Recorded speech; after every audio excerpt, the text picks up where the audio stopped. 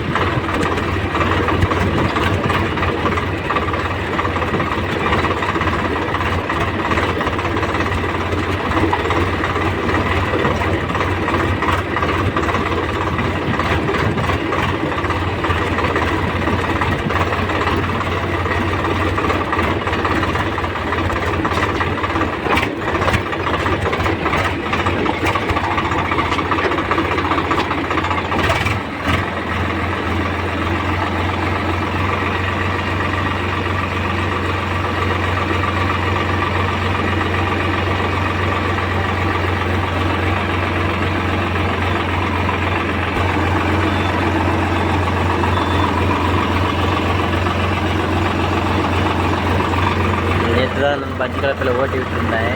இன்றைக்கி உடனே ரொட்டவேட்டரில் ஓட்டுறாங்க.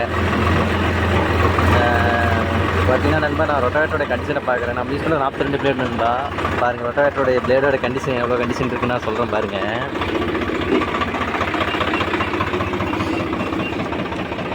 பார்த்தீங்கன்னா நண்பா, சைடு கத்தி ஆக்சுவலாக கத்தினா தேஞ்சிக்கிச்சு.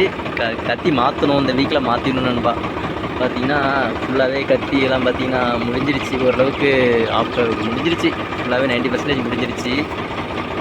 பார்த்தீங்கன்னா தெரியும்,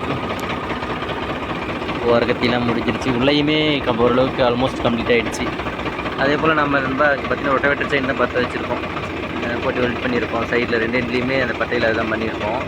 ஹோல்ஸ் பார்த்தீங்கன்னா ஃபுல்லாகவே தூக்கி விட்டணும் நண்பா.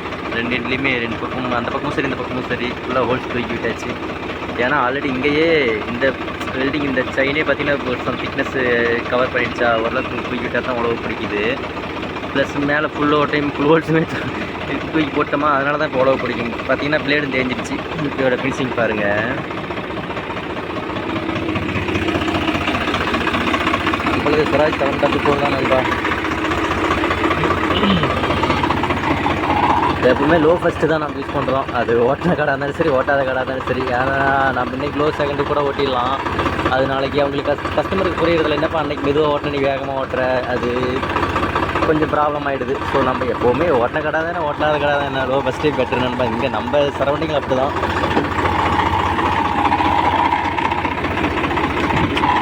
லோ ஃபஸ்ட்டு 540 1400 RPM தான் நண்பா.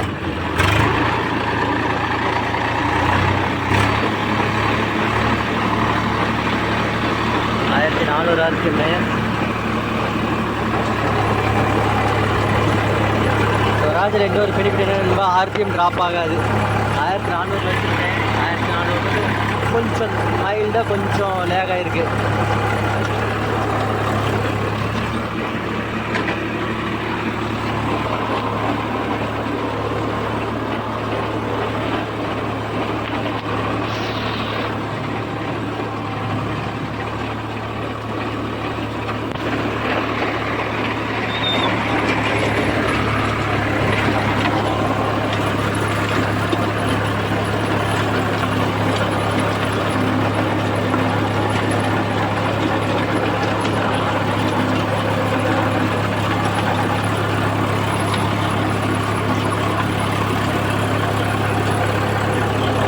நண்பா, ரொட்டவேட்டரில் 2 பட்டையும் தூக்கி விட்டுட்டேன் இல்லைங்களா, ஃபுல்லாகவே தூக்கி 7 வோல்ட்ஸில் போட்டேன் இல்லைங்களா. ஃபினிஷிங் பார்த்தீங்கன்னா ஓரமும் உழவு சூப்பராக வரும் நண்பா.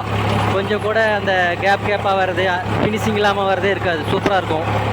தரணியில் பெட்டராக இருக்குது. மற்ற ரொட்டவேட்டர் என்ன கண்டிஷன் தெரியல. கோமதி ஒரு டைம் யூஸ் பண்ணி பார்த்தோம், அதுவும் நல்லா தான் இருக்குது. தரணியுமே நல்லா தான் இருக்குது.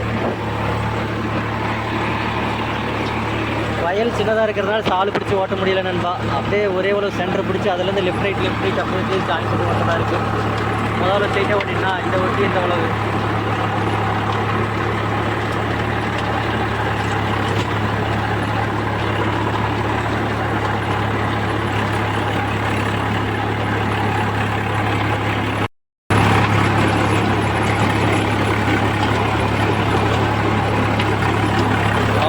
சென்டரில் ஒரு லைன் பிடிச்சி லெஃப்ட் ரைட் அப்படியே ஜாயின் பண்ணி ஓட்டிட்டோமா. இதுக்கு மேலே அப்படியே ஒரு சுத்தாக ரவுண்டாகவே பண்ணிக்கலாம்.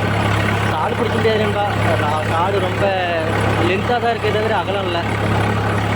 அவ்வளோதான். இப்போ அடுத்தவளவு அப்படியே ஜாயின் பண்ணிக்கலாம்.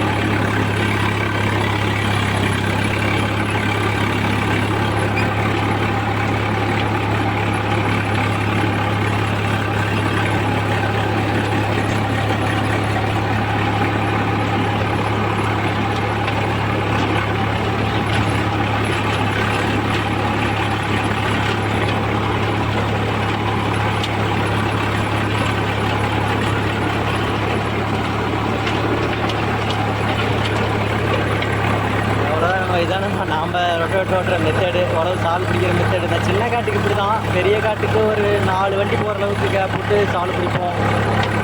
அதாவது விழான்னு சொல்லுவாங்களா, ஒவ்வொரு ஏரியாவில் ஒவ்வொரு நேம் சொல்லுவாங்க. நம்ம ஊரில் சாலுன்னு சொல்லுவோம், மற்ற ஊரில் விழா பிடிச்சி ஓட்டுறதும்பாங்க.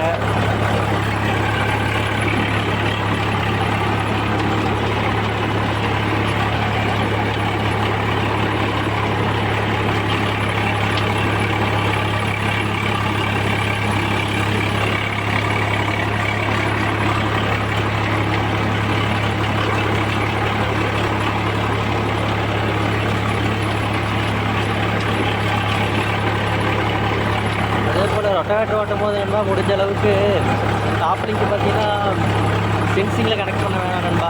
கம்பெனி ஃபேக்ட்ரி ஃபிட்டடாக வர அந்த சென்சிங் அந்த ஹோல்சேல் யூஸ் பண்ணுறது தவிர்த்தா பெட்டராக இருக்கும். சென்சிங் இல்லை, அதை போட்டு யூஸ் பண்ண வச்சுக்கோங்களேன். ஓட்டின வயலுக்கு ஓகே, ஓட்டாத குறைகள்லாம் அடிக்கிற வைப்ரேஷனுக்கு சென்சிங் ப்ராப்ளம் வந்துடும். உழவு பிடிக்க முடியாது. 5 கிலோ ரொட்டவேட்டர் சின்ன கிலோலாம் உழவு வராது. அப்புறம் அந்த ப்ராப்ளம் வந்துடும். நானே பார்த்தீங்கன்னா தனியாக ஒரு பெட்டு மாதிரி செஞ்சு தான் போட்டிருக்கேன். காட்டுற மாதிரி நம்ம வீடியோவில்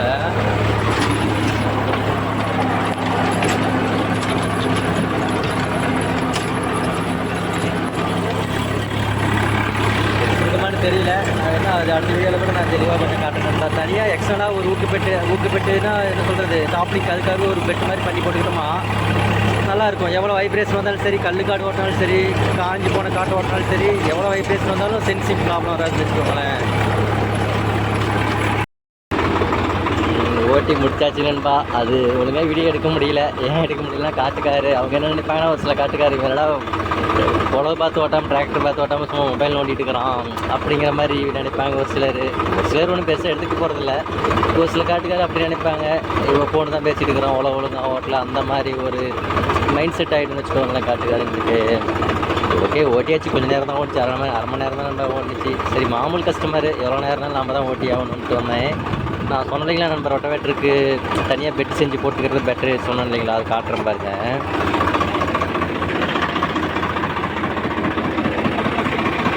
இதான் நண்பா தனியாகவே போட்டுருக்கோம்.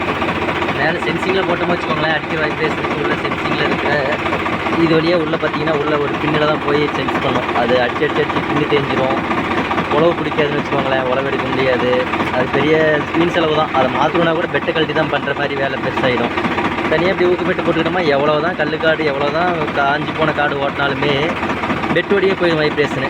இது கொஞ்சம் சேஃப் தானே நண்பா. நீங்கள் வண்டி பண்ணி போட்டு வண்டியை பொறுத்து மாறும் நண்பா. இப்போ ஸ்வராஜுக்கு இந்த மாதிரி பெட்டு போட்டுக்கலாம். ஒரு சில வண்டிக்கு இந்த ஹோல்ஸ் எப்படி இதோட டிசைனை பொறுத்து நம்ம ஊக்கு பெட்டு கொஞ்சம் மேலே ஹைட் பண்ணிக்கலாம். இது ஸ்வராஜுக்கு இது தான் இது கொஞ்சம் பெட்டராக இருக்குது. ஒவ்வொரு வண்டிக்கு ஒவ்வொரு மாதிரி மாறும் நண்பா ஊக்கு பெட்டு. அதுக்கேற்ற மாதிரி நம்ம ஒர்க் ஷாப்பில் சொன்னோமா அவங்களே பண்ணி கொடுத்துருவாங்க வெல்டிங் பட்டறையில். ஓகே நண்பா, வேறு ஒரு வீடியோவில் பார்க்கலாம். முடிஞ்ச அளவுக்கு எனக்கு தெரிஞ்சதை போட்டிருக்கேன். சரி நண்பா, பாய்.